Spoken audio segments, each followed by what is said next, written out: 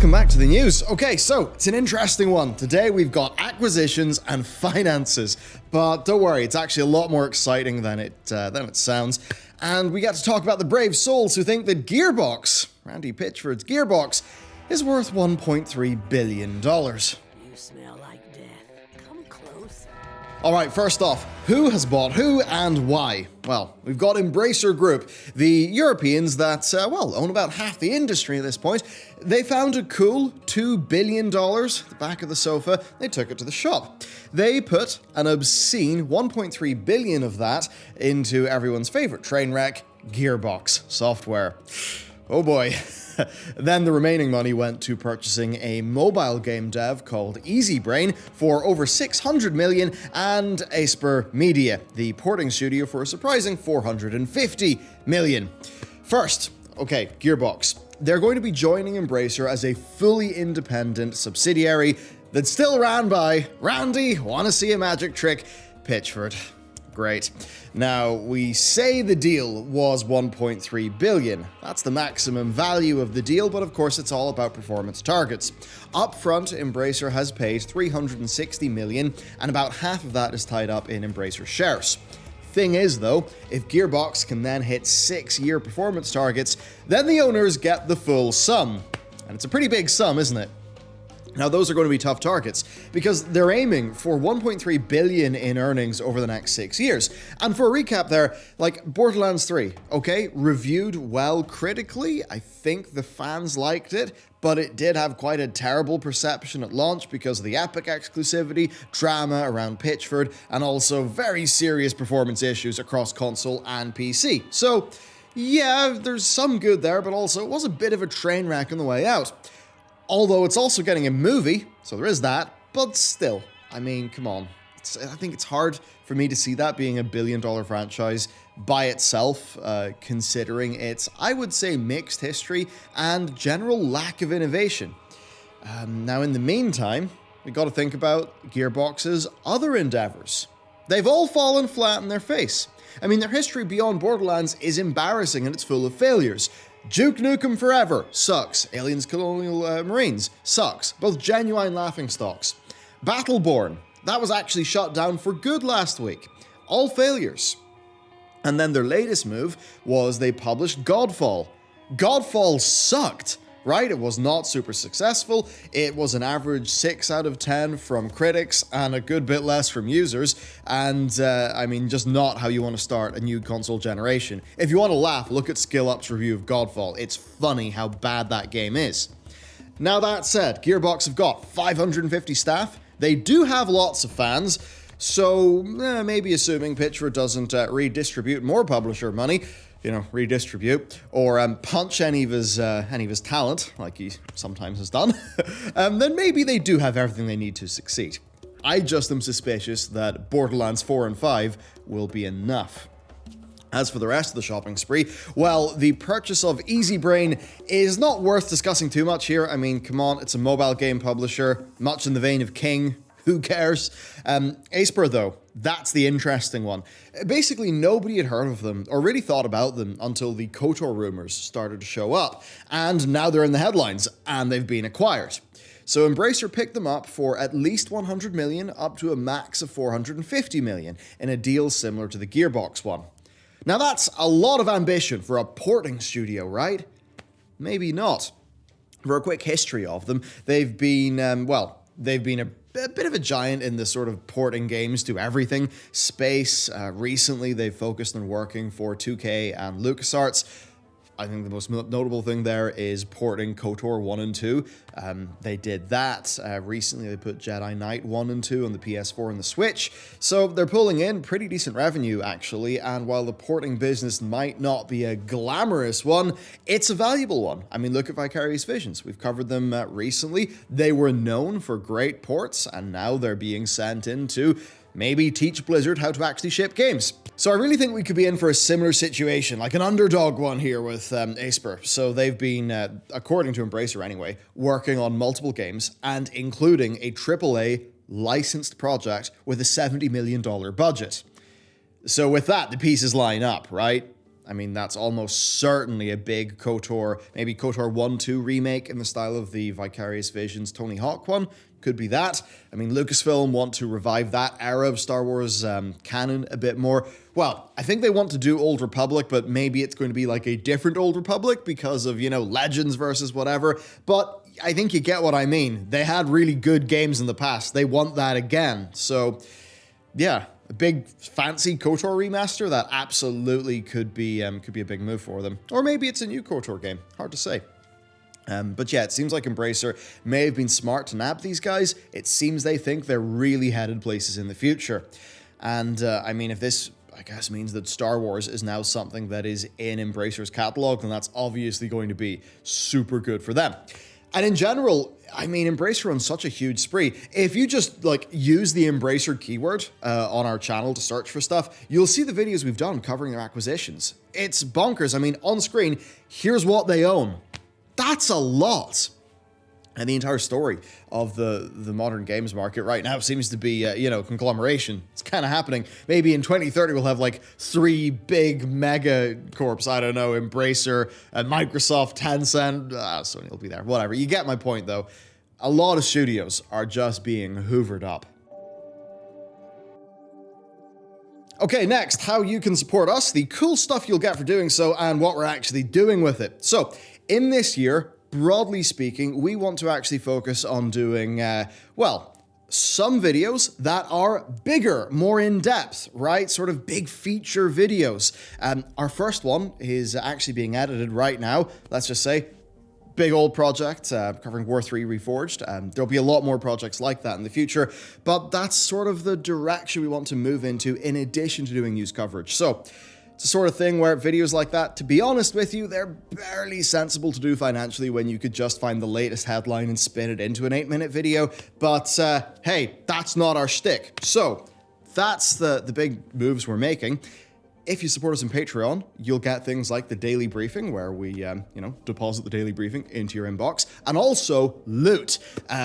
This is a fun month. Of course, there was the sword pin from last month. We've got the shield pin for this month, as well as the art, which, all very fun. Patrons, you're being incredible. It's helping a great deal, and we're just going to be in a situation on this channel, I think, within the next 2 to 3 months where we'll be in a way better state and there will be more diverse, broad, and I think higher quality content as well. So, thank you. Let's go. Well, now that we're done talking about business, let's talk about money. Who's winning and who's been losing. Let's get the depressing part out of the way. EA have made all the money in the universe thanks to loot boxes again this quarter. Or as they say, they've delivered record net bookings driven by live service outperformance. So that's $1.5 billion they've made in live services with better performance than expected from FIFA Ultimate Team and Apex Legends. They also pulled in $850 million in full game sales, and they highlighted that digital is 62% this year, up from 49% this year. So key things, digital, it's obviously more profitable for them, but also they made more money from the microtransaction stuff than they actually did from selling physical, or not physical, but full copies of games. So yeah, there you go. Maybe that's good, maybe that's bad, probably bad. Another highlight then is Codemasters, right? They say that the purchase of Codemasters will allow them to get annual racing experiences out that could tie in with EA Sports. So you can see how that would make sense. And in their call, they highlight this means a big focus on the Formula 1 games. I had never thought about those, but I was a video essay, I forget who it was, on a Formula 1 game, and I was pretty surprised by just some of the features, so that could be quite neat. That said, EA could run it into the ground. Now, over at Respawn, they're finding continued success with Apex, seeing over 30% growth in new players, and that's even before it hits Switch next month.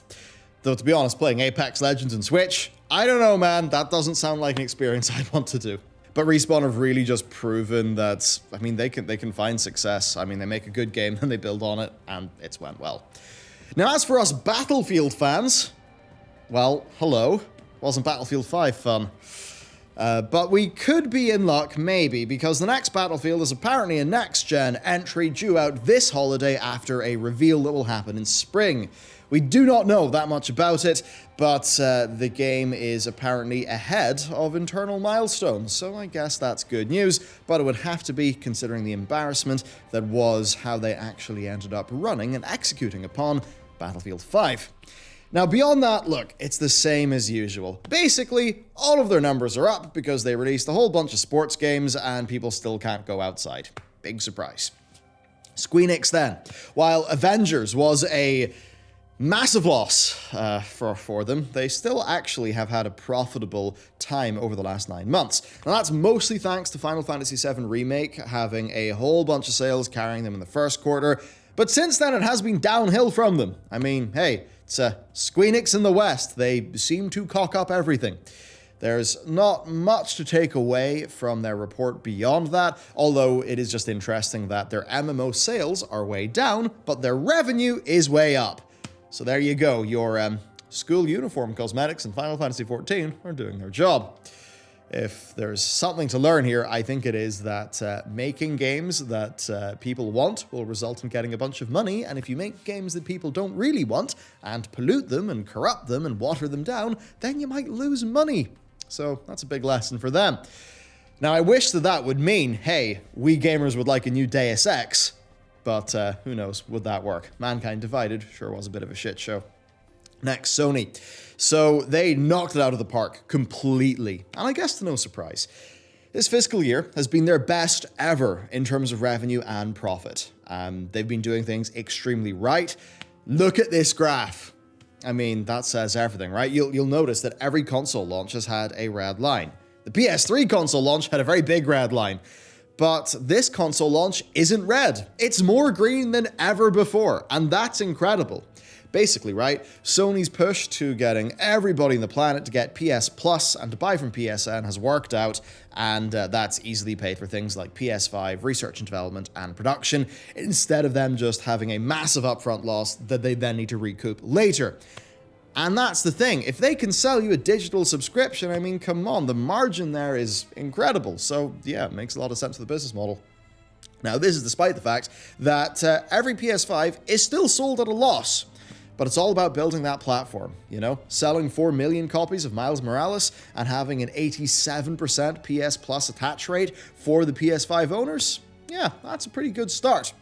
Now, to get a picture of how much PS Plus is a part of their business, they have 47 million paid subscribers now, up from 38 million last year. So that's a lot, and it's the sort of thing nobody pays attention, but it brought in 3.5 billion for Sony in 2020. I mean, 3.5 billion, all for doing 3 free games a month, online play, and a few discounts? Damn, I mean, that's high margin. And also, the PS5 is doing a good job. It has matched the launch velocity of the PS4, selling over 4.5 million copies so far, and they expect it to sell another 14 million this year. I would say, though, that it's almost certainly the case the PS5 has been supply-demand. I would wonder, is it more supply demand than the PS4 is? So I've got to wonder if there was more like PS5s available, would it be actually outselling the PS4 significantly? Hard to tell, but that's a suspicion I've got. Now, there is more to say about Sony, but it's mostly stuff on the anime and mobile game side. For video games, pretty simple. PS5 is doing strong, PS Plus is big, and good video games make money. So yeah, not surprising.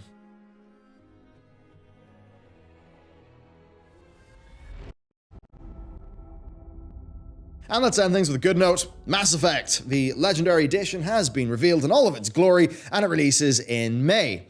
And, it's been fun to see the excitement for this grow, especially since, it was rumored for so long, and BioWare have actually revealed some of the improvements they've made.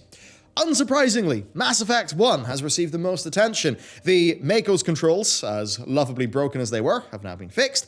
Class-based weapon restrictions have been lifted, and there's a whole bunch of rebalancing, AI improvements, encounter changes, and other things. Basically, their goal was to make Mass Effect 1 a better game, not just a prettier version of the same game. And man, Mass Effect 1... it's jank.